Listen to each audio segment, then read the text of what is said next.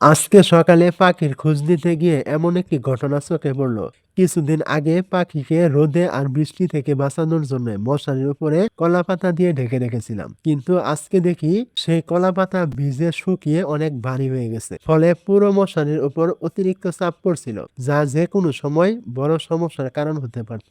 তাই আর এক মুহূর্ত দেরি করিনি, প্রথমেই মশারির উপরে জমে থাকা ভারী কলা পাতা, শুকনো পাতা আর ময়লা সব পরিষ্কার করে ফেললাম, যাতে মশারির উপর থেকে অতিরিক্ত চাপ কমে যায়। এরপর চারপাশ ভালোভাবে পরীক্ষা করে মশারির খুঁটিগুলো আরো শক্ত করে বেঁধে দিলাম, যেন বাতাস বা বৃষ্টিতেও এটি নিরাপদ থাকে এবং পাখি নিশ্চিন্তে থাকতে পারে। এই পাখিটা আমার কাছে শুধু শখের নয়, ওরা আমার পরিবারের একটা অংশ। ওরা নিজেরা কোনো কষ্টের কথা বলতে পারে না, তাই ওদের নিরাপদে রাখার আমার দায়িত্ব। ওদের জন্য সামান্য একটু পরিশ্রম করলেও যখন দেখি ওরা ভালো আছে, তখন সব ক্লান্তি মুহূর্তে দূর হয়ে যায়। এই ভালোবাসায় আমাকে প্রতিদিন আরো যত্ন আর ওদের পাশে থাকতে অনুপ্রাণিত করে। তো যাই হোক, আজকে এতটুকুই ছিল। দেখা হবে আবার নতুন কোনো ভিডিওতে। ততক্ষণ সবাই ভালো থাকবেন। খুদা হাফেজ।